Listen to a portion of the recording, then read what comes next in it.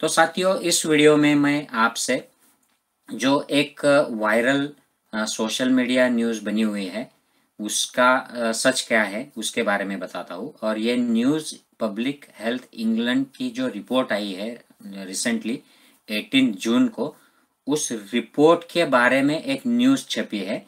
ये life site नाम की ये एक वेबसाइट है, यहाँ पर एक न्यूज़ दी गई है और ये बोलते हैं कि death rate from variant Covid virus 6 times higher for vaccinated than unvaccinated, UK health data show।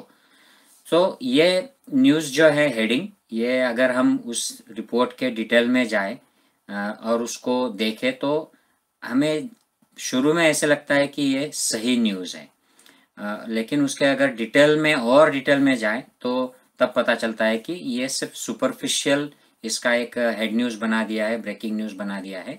और ये इंडिया में काफ़ी सारे वेबसाइट्स पर, काफ़ी सारे सोशल मीडिया पर ये अब फैल गई है और लोगों में एक कन्फ्यूजन क्रिएट हो गया है कि वैक्सीन की वजह से लोग ज़्यादा मर रहे हैं यूके में, ऐसा रिपोर्ट है।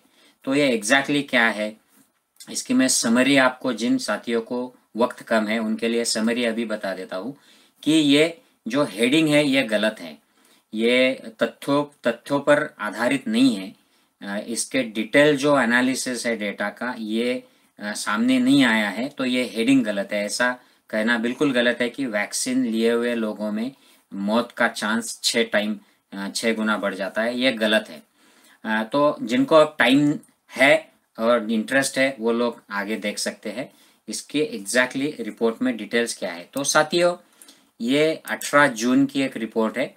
पब्लिक हेल्थ इंग्लैंड हर हफ्ते लगभग ये रिपोर्ट्स पब्लिश करती है और कौन कौन से वायरस वहाँ पर अब मौजूद है यूके में और उनका क्या इम्पैक्ट हो रहा है पॉपुलेशन पर और उनका कैसा फैलाव हो रहा है। तो ऐसे 4 वेरिएंट ऑफ कंसर्न है और 8 वेरिएंट ऑफ इंटरेस्ट है और काफ़ी सारे वेरिएंट्स है वायरस के, जो सिर्फ ये पब्लिक हेल्थ इंग्लैंड जो है ये फॉलो अप कर रही है और इनकी रिपोर्टिंग होती रहती है।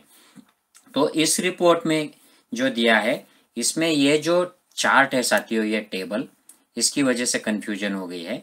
इसमें अगर आप देखेंगे कि ये कॉलम्स जो है ये लगभग 7 कॉलम है और इसमें का जो सेंट्रल कॉलम है अनवैक्सीनेटेड, सो 35,000 लोग हैं जो डेल्टा वायरस से संक्रमित हुए हैं, ऐसा इस डेटा में दिया है 1 फरवरी के बाद जून तक का। और इस 35,521 में से 34 लोगों की डेथ हुई है। और अगर उसके बाजू वाले कॉलम आप देखेंगे, जिनको एक डोज मिला था उनको 21 दिन के अंदर इन्फेक्शन हो गया, ऐसे 4,094 लोग हैं। जो एक डोज मिलने के 21 दिन बाद जिनको इन्फेक्शन हुआ, ये 9,000 से ऊपर लोग हैं।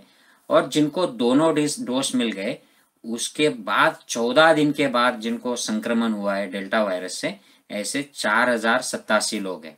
और इनके अगर डेथ बॉटम को आप देखेंगे तो जिनको दोनों डोज मिल गए थे उनको 14 दिन के बाद ऐसे 4,000 लोगों में 26 लोगों की मौत हो गई है।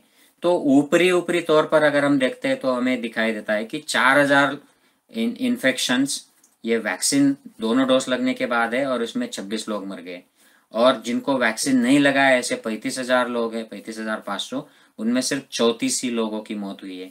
तो ये 6 गुना ज़्यादा लोग वैक्सीन जिनको लग गए थे दोनों डोज उनमें हो गई है।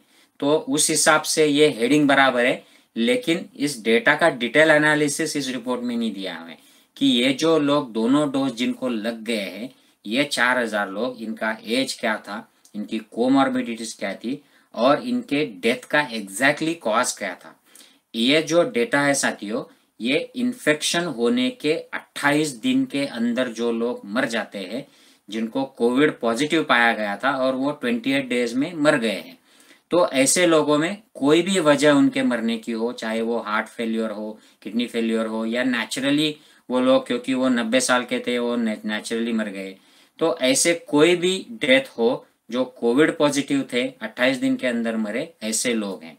तो इनका डिटेल डेथ एनालिसिस करने के सिवाय हम ये नहीं कह सकते हैं कि ये वैक्सीन लगने के बाद भी कोविड की वजह से मर गए, तो ये ऐसा कहना गलत होगा। तो ये रिपोर्ट में ऐसा डिटेल नहीं दिया है। ये बाद में किसी और जगह पर इसका डेटा एनालिसिस आएगा तो बात सामने आएगी। और इसकी कोई भी हेड न्यूज़ या ब्रेकिंग न्यूज़ यूके में नहीं हुई है, कोई भी चिंता नहीं जताई गई है। तो इसका मतलब यह है कि पब्लिक हेल्थ इंग्लैंड इसके बारे में कोई चिंतित नहीं है। तो मैं इसके पहले जो 10 अक्टूबर को जो रिपोर्ट पब्लिश हुई थी उसके बारे में आपको थोड़ा सा बता देता हूँ साथियों। तो यह है चार्ट। इंग्लैंड में पहली wave, second wave, third wave ये चल रहे हैं। थर्ड वेव अब शुरू हो गया है, जिसका मेन वजह जो है ये डेल्टा वेव है, जो इंडिया में सबसे पहले पाया गया था।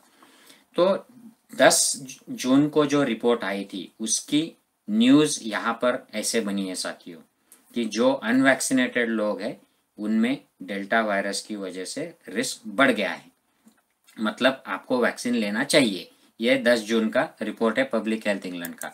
और उसी रिपोर्ट में जिन लोगों ने 1 डोज वैक्सीन का लिया है और 2 डोज लिए हैं उसका क्या इफेक्टिवनेस है, ये ब्रिटिश अल्फा वेरिएंट और जो इंडियन डेल्टा वेरिएंट है B1617.2 इसके डिटेल्स दिए हुए हैं। तो आप देख सकते हो कि जिनको 1 डोज लगता है उनको B117 यानी अल्फा वेरिएंट ब्रिटिश वेरिएंट को 50% प्रोटेक्शन मिलता है, 2 डोज के बाद 88% प्रोटेक्शन मिलता है।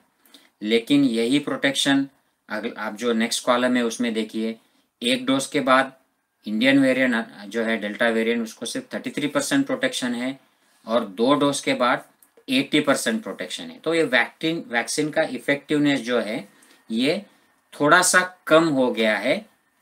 ये एवरेज है, मतलब कोई भी आप वैक्सीन लो, फाइजर हो, मॉडर्ना हो या ऑक्सफोर्ड हो, उसका एक एवरेज दिया हुआ है फिगर।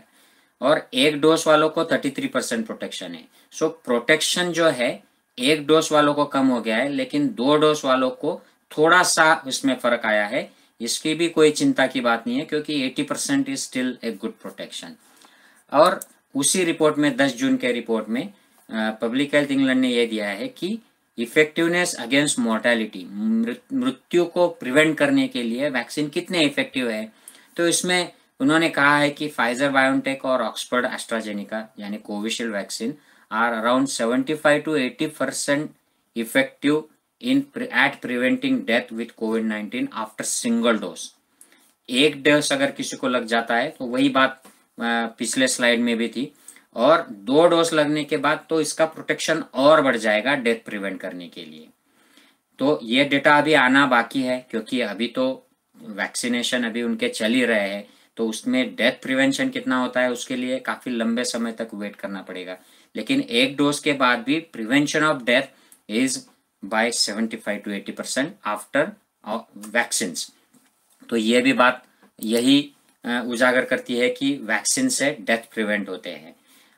ये डिटेल समरी उसी रिपोर्ट में दी गई है कि फाइजर और ऑक्सफोर्ड एस्ट्राजेनिका के रिपोर्ट्स 1 डोज और 2 डोज लगने के बाद कौन कौन सी चीज़ें प्रिवेंट होती है। सो सिम्टोमेटिक डिसीज देखिए कितने हद तक ये कम हो जाता है, हॉस्पिटलाइजेशन कितने कम हो जाते हैं, मोर्टेलिटी कितनी कम हो जाती है, और इन्फेक्शन होना यानी एफिशिएंसी जो है वो कितनी है, ये इससे ये चार्ट से क्लियर होता है। मैं इस चार्ट के डिटेल में नहीं जाऊंगा, लेकिन समरी यही है कि वैक्सीन लगने के बाद इन्फेक्शन की रिस्क कम हो जाती है, सिम्टोमेटिक लक्षण आने का जो माहौल होता है डिसीज में, कोविड में, वो कम हो जाता है, हॉस्पिटल में एडमिट करने की ज़रूरत कम हो जाती है और मृत्यु की रिस्क भी कम हो जाती है, इसमें कोई संदेह नहीं है। और उसी रिपोर्ट में ये दिया हुआ है उन्होंने अलग अलग एज ग्रुप्स के लोगों में वैक्सीन की वजह से कितने लोग बच गए कि जो मर जाते, अगर वैक्सीन नहीं होता तो आज हम उन्हें बचा नहीं पाते। तो उसमें 80+, 70 to 80, 60 to 70 ऐसे, और जो नीचे के एज ग्रुप है उनमें भी दिया हुआ है। और इन्होंने क्लियर कट इस डेटा में दिया है कि वैक्सीन की वजह से हमारे काफ़ी सारे लोग, हजारों लोग बच गए हैं, ये डिटेल इसमें दिया है। तो साथियों ये रिपोर्ट ऑनलाइन अवेलेबल है, मैं यहाँ पर आपको डिस्क्रिप्शन में उसकी लिंक भी दे देता हूँ। अगर आपको जिन साथियों को पढ़ना है डिटेल में वो आप पढ़ सकते हो। मैं ये डिटेल में इस वीडियो में नहीं गया हूँ क्योंकि फिर ये बोरिंग डेटा लगता है, लेकिन जिन साथियों को इंटरेस्ट है आप ये लिंक में जाकर आप पढ़ सकते हो। I hope this is interesting to you and it clarifies कि जो वायरल हमारे यहाँ पर इंडिया में चल रहा है, सोशल मीडिया पर लोग पोस्ट कर रहे हैं न्यूज़, उसके डिटेल में अगर जाए तो हमें चिंता करने की ज़रूरत नहीं है। हमें वैक्सीन लेना है, ज़्यादा से ज़्यादा लोगों को वैक्सीन देना है। ये सेफ है, इफ़ेक्टिव है और जान बचाता है। I hope this helps you. Take care. जय हिंद साथियों।